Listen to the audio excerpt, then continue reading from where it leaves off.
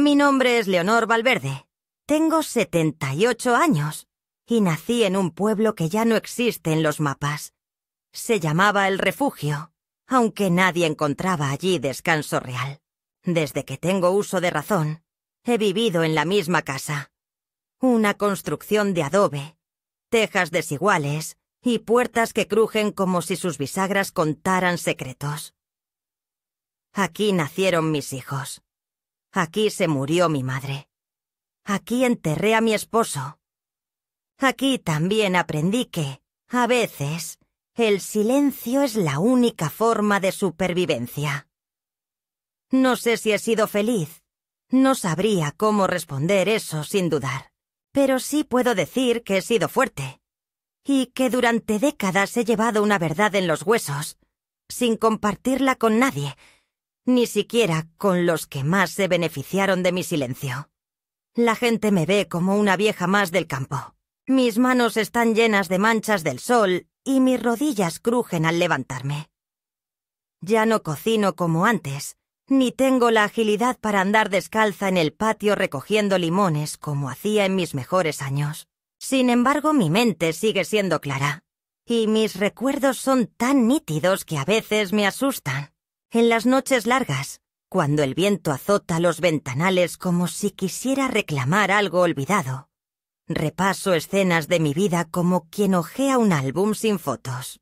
Me acuerdo de cada lágrima que escondí, de cada palabra que no dije, de cada renuncia que acepté como si fuera parte de mi deber como esposa y madre. Amador, mi marido, murió hace más de 30 años, pero su sombra aún camina por la casa. Era un hombre duro, de voz gruesa y mirada que cortaba. A veces tenía ternura, sí, pero era una ternura medida, calculada, como si amar demasiado fuera una debilidad imperdonable. Cuando me casé con él, tenía 17 años y el corazón lleno de ilusiones que se me evaporaron poco a poco, como la niebla que se despeja al salir el sol. Nunca me pegó, pero usaba el desprecio como un látigo. Si me veía llorar, se reía. Si quería hablar, me decía que las mujeres servíamos para callar. Aún así, le fui fiel. No por él, sino por mis hijos.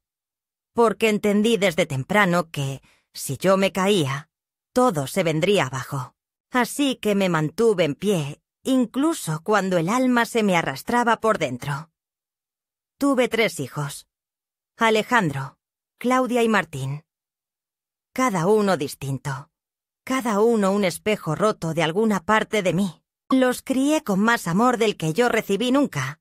Eso te lo puedo asegurar. Les di abrigo cuando yo dormía con frío. Les cociné con lo poco que tenía. Y les enseñé a leer antes de que entraran a la escuela. Trabajé como costurera desde casa, cosiendo para señoras que nunca pronunciaron bien mi nombre, pero que siempre volvían porque nadie bordaba como yo. Cada pespunte era una manera de sostener mi mundo, de llenar el plato, de pagar los cuadernos, de mantenerlos alejados de la vergüenza. Yo no tenía lujos, pero ellos nunca supieron lo que era pasar hambre. Durante mucho tiempo pensé que eso bastaba, que si uno entrega todo, sin condiciones, la vida al menos tiene la decencia de compensarlo con cariño. Pero el cariño también se agota cuando no se riega. Y mis hijos, sin que yo me diera cuenta, fueron aprendiendo a vivir sin necesidad de mí. Primero fueron las llamadas que se hacían más breves. Luego, las visitas que se espaciaban. Después, los silencios que ya no eran cómodos, sino definitivos. Hoy vienen por obligación. Alejandro llega los domingos. Se sienta en el comedor como quien espera una cita con el médico. Consulta el reloj y se va. Claudia me habla como si yo fuera una niña. Me dice que no debo tomar tanta azúcar, que debería vender la casa, que para qué me quedo sola en este caserón lleno de humedad y recuerdos. Martín viene cuando necesita dinero. No mucho, pero lo suficiente para que yo sepa que sigue viéndome más como recurso que como madre. Aún así, no los culpo. Yo misma les enseñé a tratarme así. Les di todo y nunca pedí nada a cambio. Me acostumbré a ser la que cede, la que perdona, la que aguanta. Nunca les hablé del miedo que me daba ver a Amador volver borracho, ni del dolor que me dejaba en los ojos cuando miraba a Claudia con ese brillo que nunca supe descifrar del todo. Tampoco les dije nunca que cuando nació Martín, algo no cuadraba, no por falta de amor, sino por la ausencia de conexión. Pero yo lo crié igual. Lo cuidé con la misma ternura. Lo dormí con los mismos cantos, porque el amor de una madre no se basa en certidumbres, sino en decisiones. La caja donde guardé la prueba de ADN la encontré hace 20 años, mientras limpiaba el ropero de Amador después de su muerte. Estaba escondida detrás de un paquete de cartas viejas, junto a una botella de brandy barato que nunca abrió. Tenía una nota con su letra. Por si algún día quieres saberlo. Lo reconocí al instante. No lo abrí. Me temblaban las manos, pero no por miedo a lo que decía el papel, sino por todo lo que implicaría leerlo. Era más fácil seguir fingiendo que todo tenía sentido. Que mi familia era lo que aparentaba. Que mis hijos eran lo único limpio que me había dejado esa vida de mujer resignada. Pero los años hacen cosas raras con una. Primero te endurecen, luego te vacían. Y finalmente, si tienes suerte, te devuelven a ti misma. En los últimos tiempos he sentido una inquietud que no puedo nombrar. Como si algo se acercara, como si la vida me estuviera susurrando que ya no me queda tanto tiempo para decir mi verdad. Que si no la digo yo, nadie lo hará. Que si no dejo las cosas claras, mis nietos crecerán sobre mentiras. Y eso sí que no lo puedo permitir. No sé si quiero justicia o redención. Tal vez solo quiero que alguien me escuche. Que cuando ya no esté, alguien diga: Leonor no fue solo una madre o una abuela. Fue una mujer que vivió como pudo, que amó como supo, y que guardó un secreto que pudo romperlo todo, pero que lo mantuvo enterrado, no por cobardía, sino por amor. Y ahora, después de tantos años, siento que ha llegado el momento de desenterrarlo que tanto me costó callar, porque a veces el pasado no está muerto, solo espera. Y yo ya estoy lista para abrir esa caja. Todo comenzó con una llamada que no esperaba. Era una tarde de abril. El cielo estaba turbio y el viento arrastraba hojas secas por el patio como si también él buscara huir de algo. Sonó el teléfono fijo, ese que ya casi nadie usa, pero que yo mantengo encendido por costumbre, por memoria, por si algún día alguien necesitara de verdad decirme algo sin filtros, ni emojis, ni pantallas. Contesté con la voz algo ronca por la siesta y escuché del otro lado la voz de Claudia, mi hija del medio, la más resuelta, la más parecida a su padre en lo bueno y en lo no tanto. «Mamá», dijo, «estamos organizando una comida especial para celebrar el aniversario de papá. 25 años desde que se fue. Alejandro quiere hacer un brindis. Martín va a traer el vino, y pensé que podríamos hacerlo en tu casa, como antes». Me lo dijo con ese tono de quien propone algo que ya está decidido. Asentí, más por inercia que por entusiasmo. Y acepté, aunque por dentro una punzada de inquietud empezó a enredarse entre mis costillas. Pasé los días previos limpiando la casa con más dedicación de la habitual, sacudiendo cortinas, repasando los marcos de fotos, lustrando la cubertería que había heredado de mi madre. Cada objeto tenía una historia, y cada historia, una cicatriz que me recordaba quién fui, quién ya no soy, y quién todavía finjo ser ante ellos. Preparé un guiso como los de antes, con carne de cocción lenta y verduras recién compradas en la feria. Horneé pan de maíz y tejí nuevas servilletas de tela con hilo que había guardado para una ocasión especial, sin saber que las ocasiones especiales, cuando llegan, rara vez avisan que van a doler. Me sentí, durante breves momentos, útil, casi necesaria, ilusa. El domingo llegó nublado. Me vestí con una blusa que no usaba hacía años y me recogí el pelo como lo hacía en mi juventud, con horquillas de nácar que Amador me había traído una vez de Mendoza, en uno de esos viajes de trabajo que lo mantenían ausente más de lo que yo deseaba. Me senté en el borde de la cama unos minutos antes de bajar, mirando por la ventana como si pudiera ver el futuro, como si las nubes fueran espejos y no testigos mudos de lo que estaba por venir. El primer auto en llegar fue el de Alejandro. Bajó con su esposa y sus 2 hijos. No se molestó en tocar la bocina ni en llamar antes de entrar.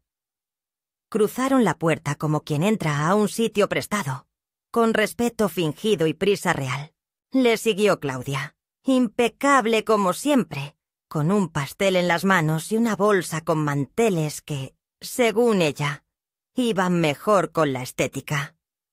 Martín llegó último, sin avisar, con una botella de vino y una caja de bombones baratos y un comentario al pasar. Para que no digas que no aporto nada. Los saludos fueron tibios, las sonrisas, mecánicas. Durante los primeros minutos se ocuparon de mover muebles, cambiar vajilla, reordenar los platos. Yo me hice a un lado, observando cómo mi cocina, mi sala, mi mesa de roble pasaban a ser territorio ajeno, como si mi presencia estorbara la perfección que buscaban imponer.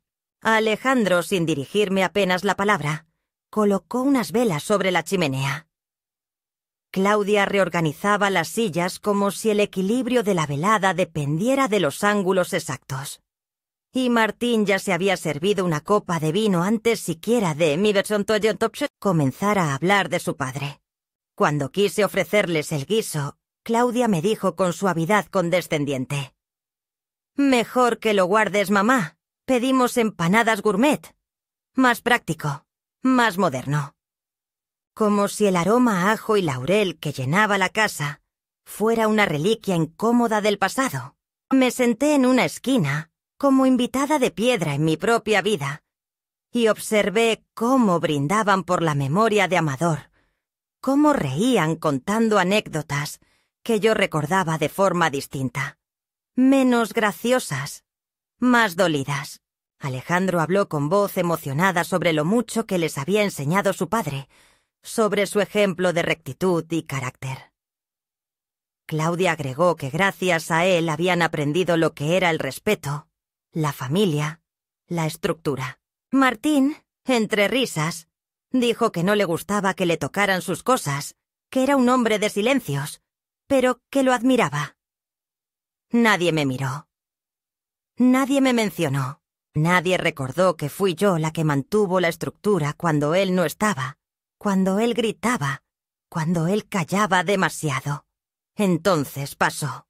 Entre una copa y otra, la esposa de Alejandro, que siempre me pareció de lengua rápida y sensibilidad escasa, se acercó a mí para servirme una porción de tarta. «Te guardamos una sin nueces, por tus dientes», dijo con esa sonrisa que no toca los ojos.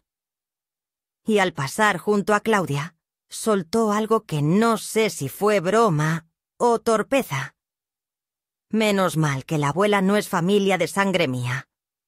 Si no, ya estaría preocupada por los genes. Claudia se rió.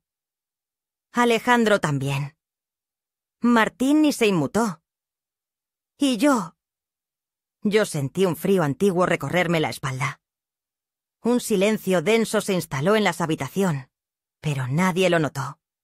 Porque todos lo aceptaron. Porque en el fondo, tal vez, todos lo creían. Volví a sentarme, esta vez con las manos cerradas, los ojos secos, la cabeza ligeramente inclinada. En ese momento entendí que mi papel había terminado.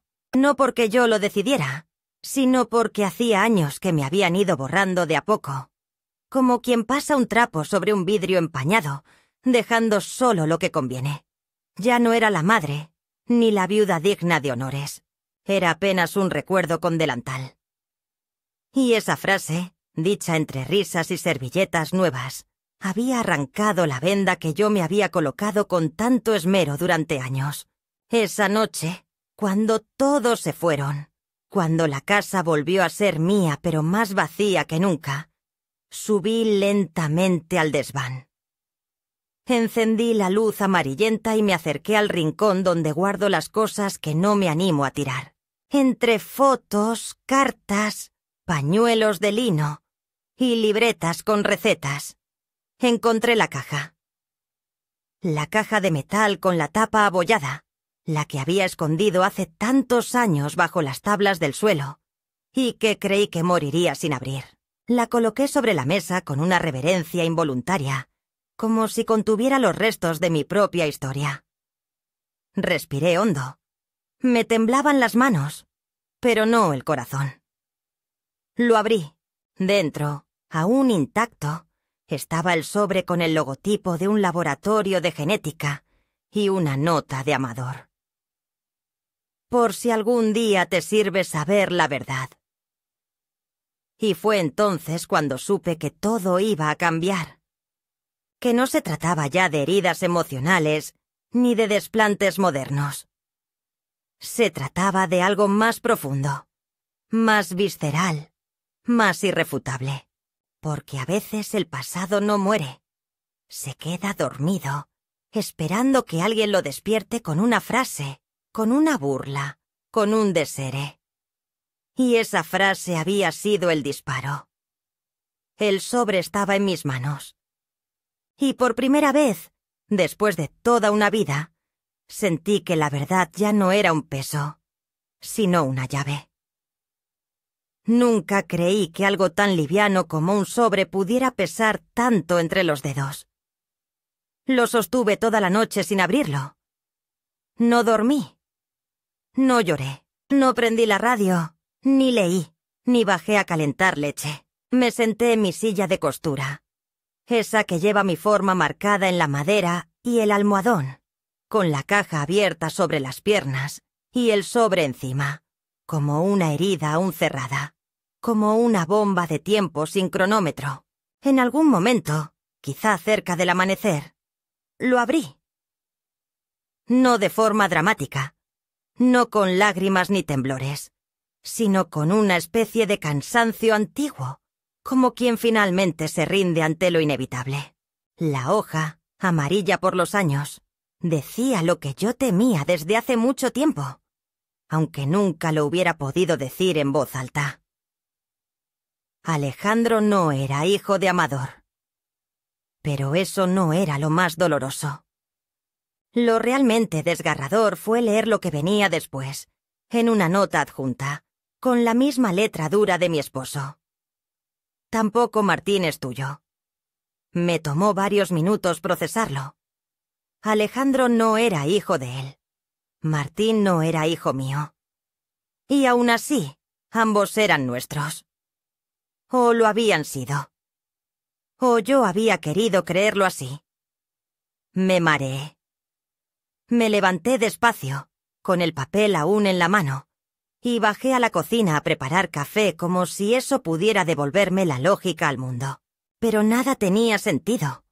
Me senté frente a la taza humeante sin probarla, y dejé que los recuerdos empezaran a arremolinarse como hojas arrastradas por viento de tormenta.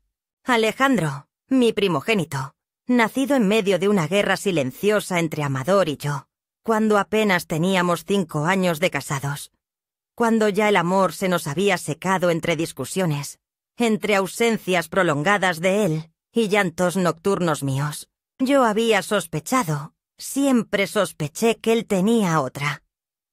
Pero nunca lo enfrenté, porque en aquel entonces una mujer no podía darse el lujo de perder el techo sobre su cabeza ni el apellido para sus hijos. Me aferré a la maternidad como una tabla en medio del naufragio. Alejandro nació con los ojos claros de mi padre. Eso me decían todos. Pero cada vez que Amador lo miraba, había un gesto en su cara. Una sombra rápida. Un entrecerrar de ojos que ahora cobraba otro sentido. Él lo sabía. Lo supo siempre. Y sin embargo, me obligó a criarlo sin jamás decirlo, con esa crueldad pasiva que lo caracterizaba. ¿Y lo de Martín? Martín fue distinto. Martín apareció en mi vida de forma confusa.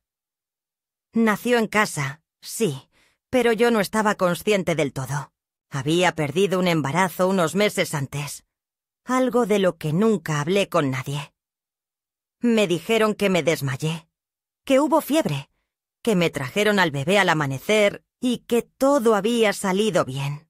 Me lo entregaron como si fuera mío, envuelto en mantas tejidas por la hermana de Amador.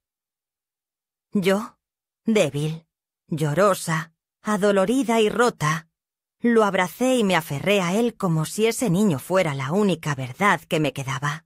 Lo amé desde el primer día, sin cuestionar, sin sospechar, sin medir el tiempo que había pasado.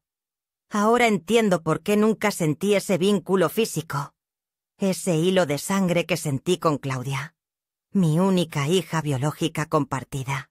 Pero también entiendo por qué nunca importó. Porque el amor que una da cuando se siente sola, cuando ha perdido tanto, es el más feroz de todos. Martín fue mi salvación, aunque ahora sé que nació de una mentira que jamás sospeché, de un acuerdo, de una traición que me empujaron a vivir sin darme opción. Esa mañana no hice nada más. No limpié. No ordené, no hablé con nadie. Me quedé mirando la luz filtrarse por la ventana, sintiéndome vacía, como si toda mi vida fuera un cuadro que de pronto había sido virado en colores, revelando figuras que siempre estuvieron allí, pero que nunca vi. Pasaron las horas y no me moví. Solo me levanté cuando llegó el repartidor con el pan. Un muchacho joven que me dice, «Señora Leonor», con una dulzura que me hace recordar que aún existo. Le agradecí con una sonrisa ausente y cerré la puerta antes de que pudiera notar mi temblor. Luego subí al desván y volví a guardar el sobre. No en el mismo lugar. Esta vez lo puse en la cómoda de mi habitación, dentro del primer cajón, junto a mi rosario, mis lentes de lectura y las cartas de mi madre. Porque ahora ya no era un secreto. Era una carga que necesitaba tener cerca. Los días siguientes pasaron como en un limbo. No podía mirar a mis hijos de la misma forma. Alejandro me llamaba los martes, como siempre, con su tono apurado y sus frases de compromiso. Claudia me mandaba mensajes, hablándome del médico, de los nietos, de sus planes de vacaciones. Y Martín vino sin avisar, como hacía cada vez que necesitaba algo, con su sonrisa torcida y su forma de evadir las preguntas. Lo vi entrar por la puerta y sentí una punzada en el pecho. Me costaba respirar. Pero lo abracé igual, lo senté, le preparé café, y fingí que todo estaba como siempre, aunque por dentro me estaba deshaciendo. Me habló de deudas, de un proyecto nuevo, de que necesitaba un pequeño empujón. Y yo asentí. Saqué dinero de una lata de galletas vacía y se lo di. Porque el amor no se borra con un papel. Porque el instinto maternal es más fuerte que cualquier prueba de laboratorio. Pero esa misma noche, algo cambió. Me miré en el espejo del baño y no me reconocí. No por las arrugas, ni por el pelo canoso, ni por los párpados caídos, sino por los ojos. Había algo nuevo en mi mirada. Algo que no estaba antes. Una decisión, tal vez. Un cansancio que ya no pedía descanso, sino acción.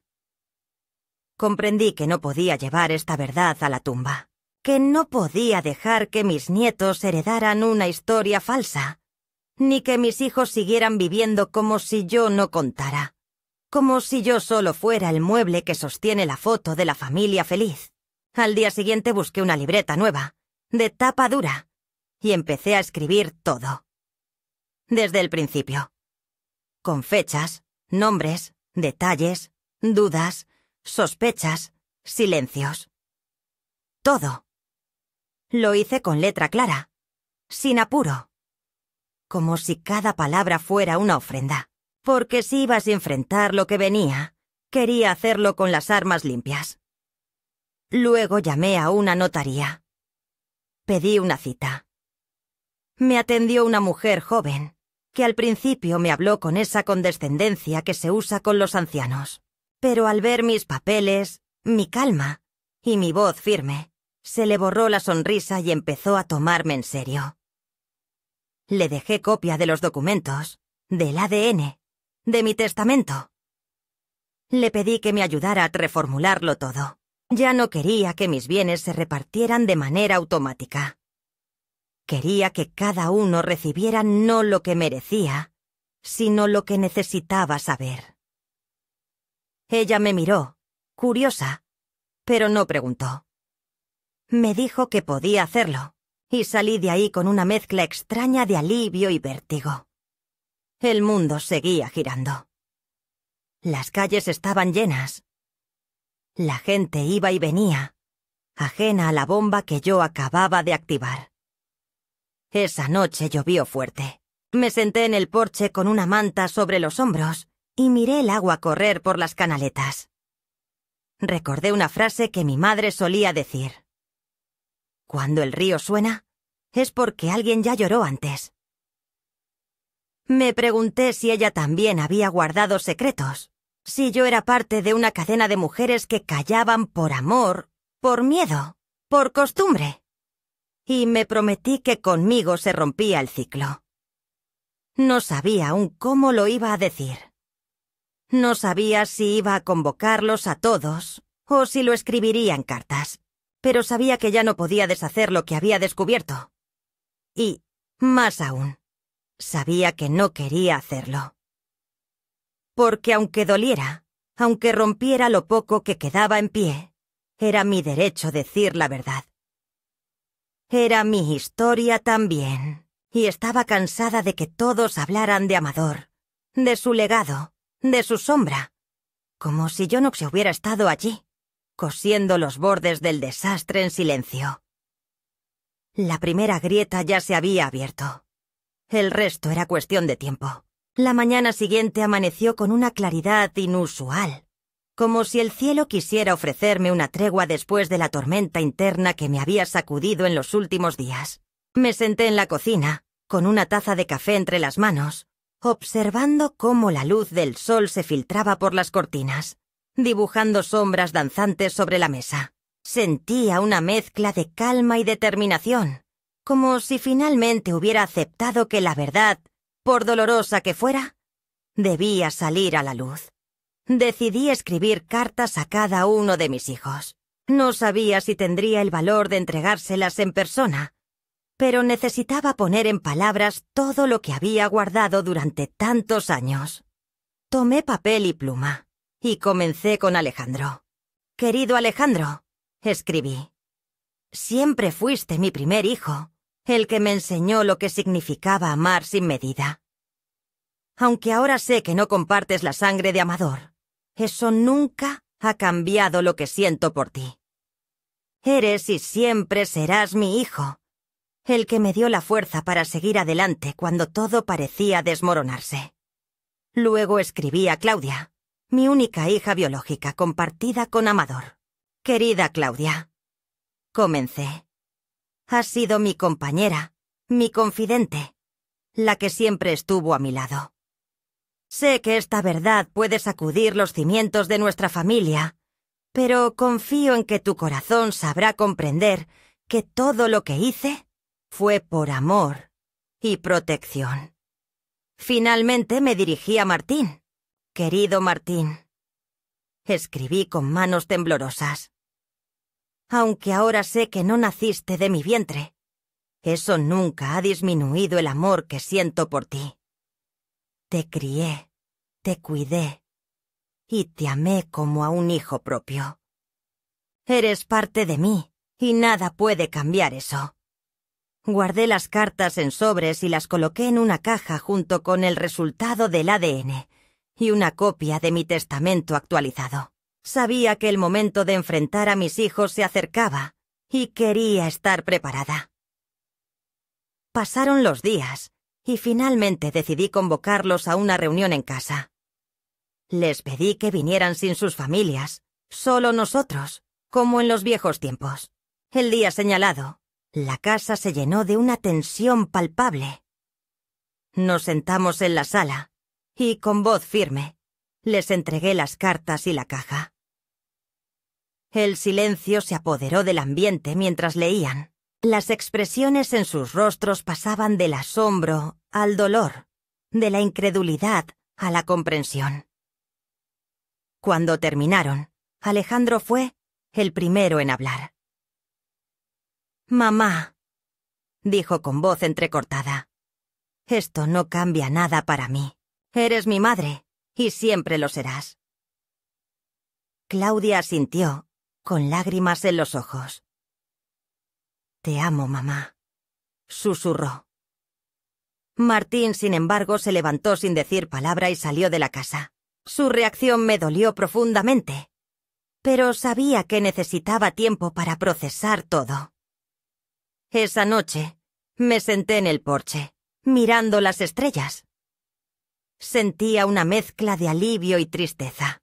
Había liberado la verdad, pero a un costo emocional significativo. Sin embargo, sabía que era necesario. La verdad, por dolorosa que sea, tiene el poder de sanar, de liberar, de permitirnos avanzar.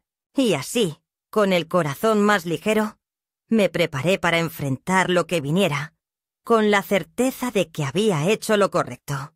No pasaron ni 2 días desde la reunión antes de que las ondas del temblor que provoqué comenzaran a sacudir todo lo que aún quedaba en pie. Al principio fue el silencio, ese que se instala no como paz, sino como antesala del rugido. Alejandro me llamó esa misma noche, después de que Martín se marchara sin decir nada. Su voz sonaba extraña, como si estuviera midiendo cada palabra, cuidando de no romper algo que ya estaba astillado. Me dijo que me entendía, que lamentaba haber estado tan ausente últimamente y que quería venir a Sorts a hablar con más calma. Claudia mandó flores al día siguiente, con una nota escrita a mano que decía simplemente: «Gracias por tu valentía, mamá. Siempre contigo». Pero de Martín no hubo noticias. Ni un mensaje, ni una llamada, ni siquiera una señal de vida. Lo imaginé encerrado en su departamento, caminando de un lado al otro como solía hacer cuando algo lo inquietaba, con esa expresión tensa que le conocía desde niño, aunque ahora ese niño no fuese mío por sangre. Lo era por todo lo demás, por cada fiebre que le bajé con paños húmedos en la frente, por cada pesadilla de la que lo saqué con un abrazo, por cada dibujo torpe que guardé en la tapa del refrigerador durante años. Pero algo dentro de mí sabía que su silencio no era solo confusión. Era rabia.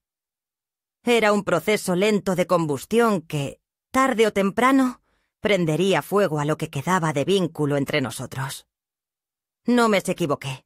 El sábado, mientras regaba las macetas del patio, lo vi llegar. No tocó el timbre.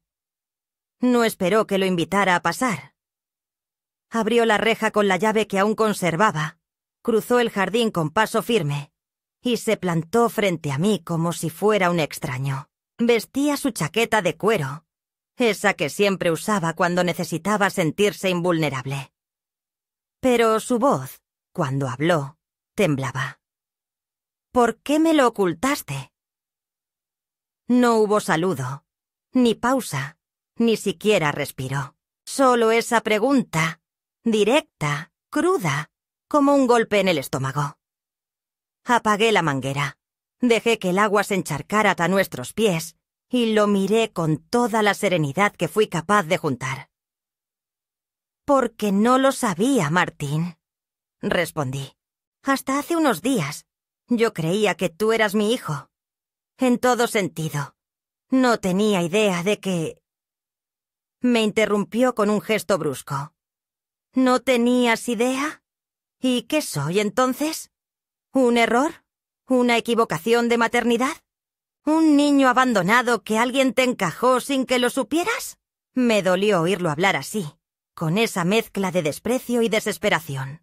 Quise acercarme, tocarle el brazo, consolarlo como cuando se caía en la bicicleta y venía con las rodillas raspadas. Pero ya no era ese niño, y yo ya no podía sanarlo con un beso y una curita. Me mantuve firme. «Eres mi hijo, Martín. Puede que no nacieras de mi cuerpo, pero fuiste criado con mi corazón, con mis manos, con todo lo que tuve y lo que fui. No sabía que no eras mío. No lo supe hasta que abrí ese sobre». Sus ojos, brillantes por la furia o por el dolor, no supe decir, se clavaron en los míos. «¿Y si lo sabías? ¿Y si lo supiste y no dijiste nada para no perder tu papel de mártir, de madre sacrificada? ¿Y si todo esto no es más que otra forma de manipularnos?» Sus palabras eran puñales, y cada uno iba dirigido a derribar lo que aún quedaba entre nosotros.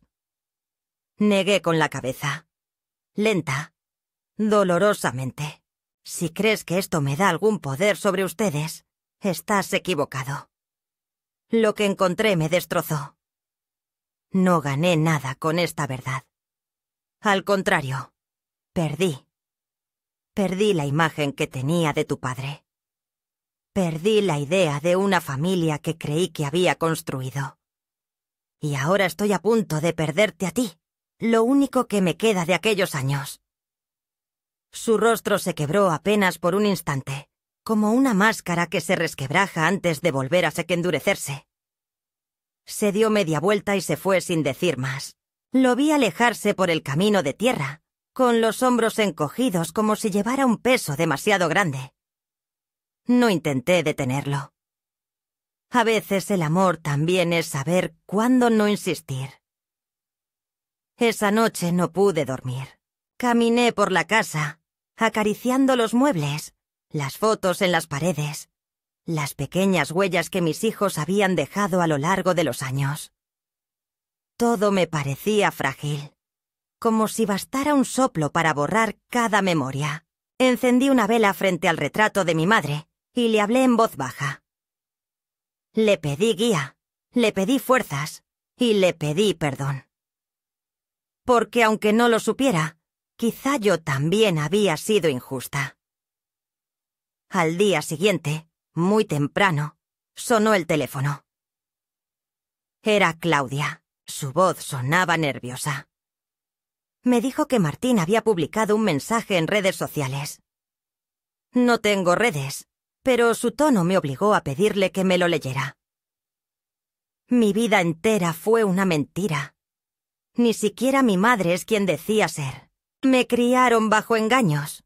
No confíen en nadie, ni siquiera en los que juran amarlos. Me quedé muda. No por la exposición pública, sino por el dolor que ese mensaje destilaba. Martín estaba gritando por ayuda, pero lo hacía desde la rabia, desde la herida abierta que no podía cerrar. Esa tarde recibí la visita menos esperada. Se presentó una mujer en la puerta, de mediana edad, bien vestida, con una carpeta bajo el brazo. Dijo ser abogada, enviada por Martín. Venía a informarme de una solicitud formal para impugnar la parte del testamento que le correspondía. Según sus palabras, Martín había iniciado un proceso para desheredarse y exigir una compensación por daños emocionales. No supe si reír o llorar. ¿Compensación por qué? ¿Por haberlo criado con amor sin saber la verdad? ¿Por haberle dado una vida digna? A costa de mi propio bienestar. Firmé los papeles que acreditaban haber recibido la notificación y me despedí de la mujer con la dignidad que me quedaba. Cerré la puerta, me apoyé en ella y dejé que las lágrimas cayeran, silenciosas, antiguas, necesarias. Pasaron las semanas y cada día traía una nueva consecuencia. Alejandro me confesó que había confrontado a su madre biológica, una mujer que él recordaba vagamente como una amiga de la familia. Había confirmado lo que ya sabía. No era hijo de Amador, y aunque ya lo había aceptado, ahora lo vivía con una mezcla de resentimiento y alivio. Claudia intentaba mantener la unidad, organizar encuentros, reconciliaciones, pero todo parecía forzado, como si ya no fuéramos una familia, sino una reconstrucción mal pegada de lo que alguna vez fuimos. Y yo, en medio de todo, seguía siendo el epicentro de un terremoto que no supe que llevaba dentro hasta que explotó. Decidí entonces hablar con la única persona que tal vez podría ofrecerme algo más que juicios o reproches. Fui a ver a Beatriz, una amiga de la infancia, comadre de mis hijos, compañera de tantas batallas que ya había perdido la cuenta. Me recibió con té de boldo, como siempre, y me escuchó sin interrumpir.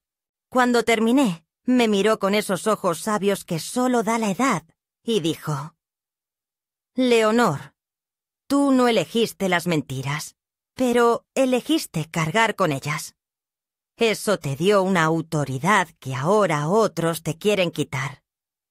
Pero no te arrepientas de amar, ni de criar, ni de callar cuando creíste que era lo mejor. Te arrepentirías más si no hubieras amado». Me quedé en silencio largo rato, sosteniéndole la mirada. Por primera vez en mucho tiempo, sentí que alguien me había entendido de verdad. Al volver a casa, encontré en el buzón una carta sin remitente. Era de Martín.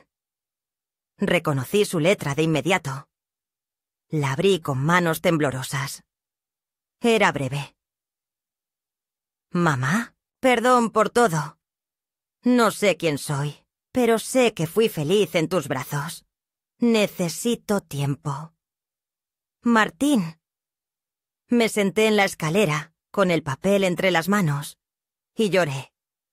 No de tristeza, no de rabia, de alivio, porque aún había algo intacto, porque todavía quedaba una esperanza de reconstruir, aunque fuera desde las cenizas.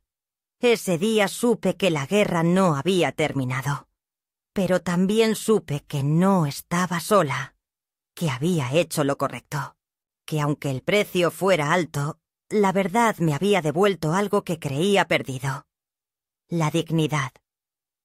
Y eso, para una mujer de mi edad, no es poca cosa. La fecha elegida no fue casualidad.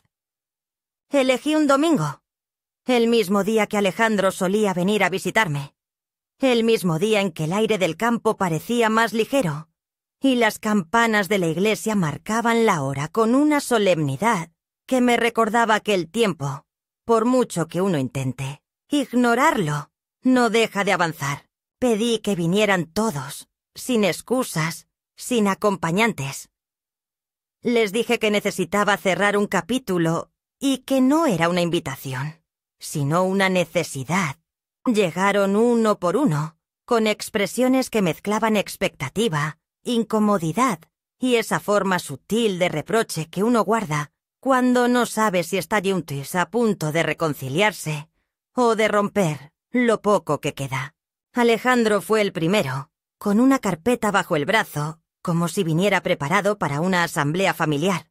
Claudia lo siguió, con su andar suave pero firme, y un gesto de paz que me recordó a mi madre cuando intentaba calmar una tormenta entre hermanas.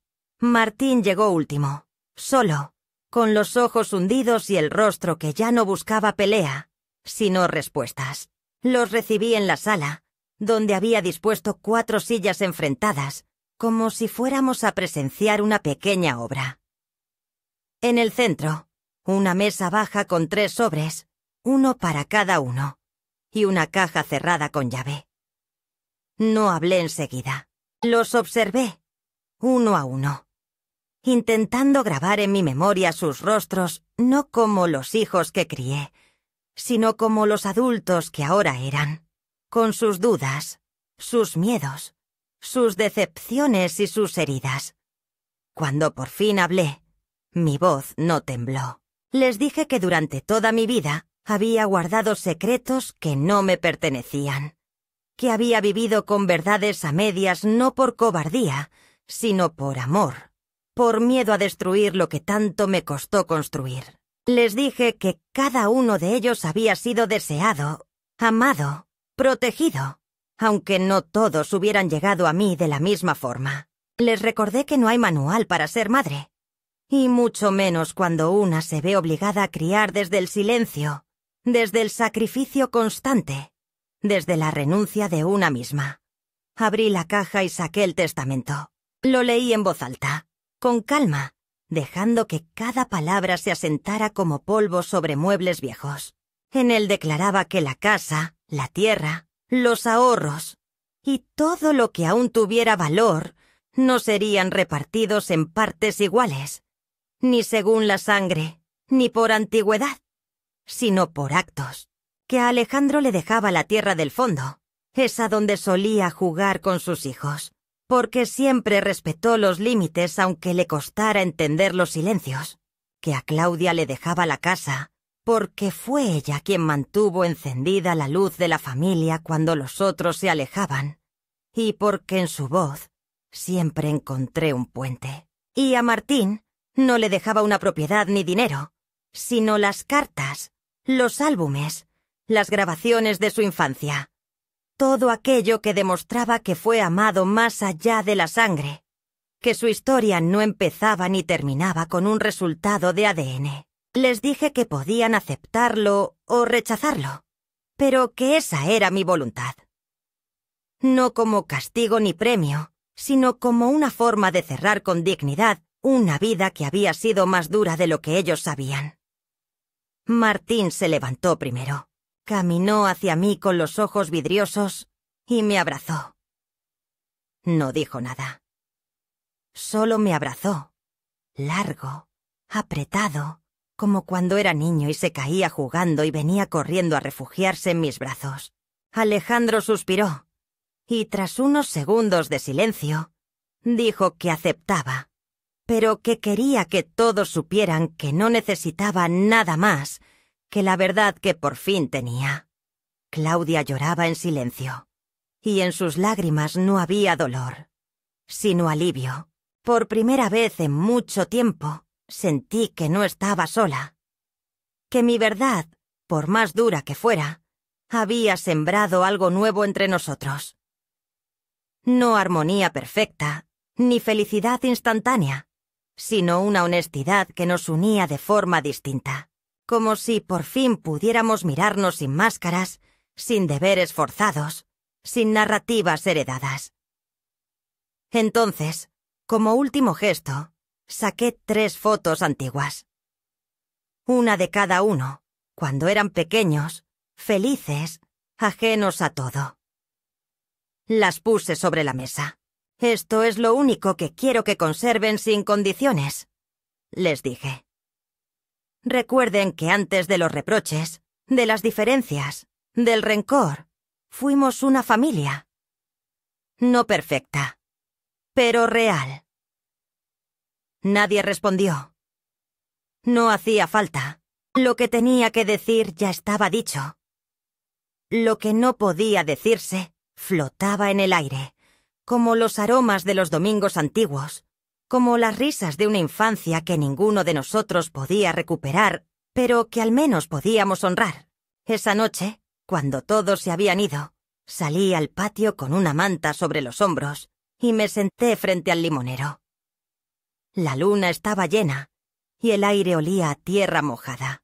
Cerré los ojos y pensé en Amador, en su silencio, en su dureza, en su capacidad para esconder verdades como quien entierra piedras en el jardín. No lo perdoné, pero lo entendí. También él fue hijo de un tiempo donde callar era la única forma de sobrevivir. También él fue víctima de sus miedos. Yo elegí otro camino. Elegí hablar. Y en ese gesto, me sentí por primera vez en muchos años libre. Han pasado 3 meses desde aquella tarde en que les dije la verdad y dejé las cartas sobre la mesa, como quien entrega no una herencia, sino los escombros de una historia larga, contradictoria y por momentos insoportable. 3 meses desde que la casa volvió a ser silenciosa, pero no vacía. Ahora el silencio tiene otro tono. No es el mismo de antes, ese que oprimía el pecho y anunciaba una presencia que castigaba con el olvido. No, este silencio es más limpio, más honesto. El de alguien que ya no tiene nada que esconder, ni que explicar, ni que justificar. Es un silencio que acompaña, no que hiere. Los domingos no son los mismos. Alejandro ya no viene con puntualidad religiosa, pero cuando aparece, lo hace sin prisa, sin el teléfono en la mano, sin los ojos cansados de obligaciones. Se sienta conmigo. Me escucha. Hablamos poco, pero con sentido. La última vez me trajo un libro de fotografías de arquitectura antigua y me dijo que le recordó a mí, porque las casas viejas como la mía, y como yo, guardan historias que solo algunos saben mirar. Claudia llama más seguido, no para controlar, sino para compartir. Me cuenta de sus hijos, de su trabajo, de los días en que también se siente frágil, y me agradece haberle enseñado que no hay maternidad sin contradicción. Martín volvió, despacio, sin palabras grandes, pero con gestos que me llenan más que cualquier discurso. Viene los martes por la tarde. Me ayuda a organizar los álbumes de fotos. Me pregunta por detalles de su infancia. Y aunque no hablamos del documento, del sobre, ni de la prueba, sé que poco a poco va encontrando su lugar en la historia que le tocó. No el que esperaba, tal vez, pero uno real, sincero y ganado desde el amor, no desde el mandato de la sangre. He aprendido a vivir con menos miedo y más verdad. Me levanto cada mañana. Me visto con dignidad aunque no tenga visitas. Me preparo mi desayuno con calma y salgo al jardín a ver cómo florecen los jazmines. La casa sigue siendo la misma. Vieja, con goteras cuando llueve mucho, con pisos que crujen y paredes que susurran en las noches. Pero ahora la camino con otros pasos. Ya no me pesan los secretos en los rincones. Ya no me asustan las fotos en blanco y negro que antes evitaba mirar. Las cartas que escribí las volví a leer y las guardé en una caja de madera junto con mi diario. No para que alguien las descubra después de mi muerte, sino para recordarme que tuve el valor de decir lo que tantas veces me dijeron que debía callar. No ha sido un final feliz, de esos que cierran con abrazos perfectos y promesas eternas. Pero es un final verdadero, y eso, para mí, es más valioso. Hay días en que me duele recordar, otros en que me invade la ternura, otros en que simplemente observo la luz entrar por la ventana y doy gracias por seguir viva, entera, aún con todas mis grietas. Porque las grietas, lo aprendí tarde, pero lo aprendí, no son solo heridas, son las puertas por donde entra la luz. Si algo puedo dejar como legado, más allá de lo material, es la certeza de que una mujer no se define por lo que guarda, sino por lo que elige soltar. Que a veces callamos para proteger, pero otras veces hablar es la forma más profunda de amor. Que la sangre no basta para sostener una familia, que el amor debe ser elegido cada día, incluso cuando cuesta, incluso cuando duele. Y sobre todo, que no hay edad para la verdad. Que incluso a los 78 años, una puede renacer. Ahora, cuando el sol baja y las sombras se alargan, me siento en mi silla del porche, con mi manta sobre las piernas y mi taza de té en las manos, y miro el limonero.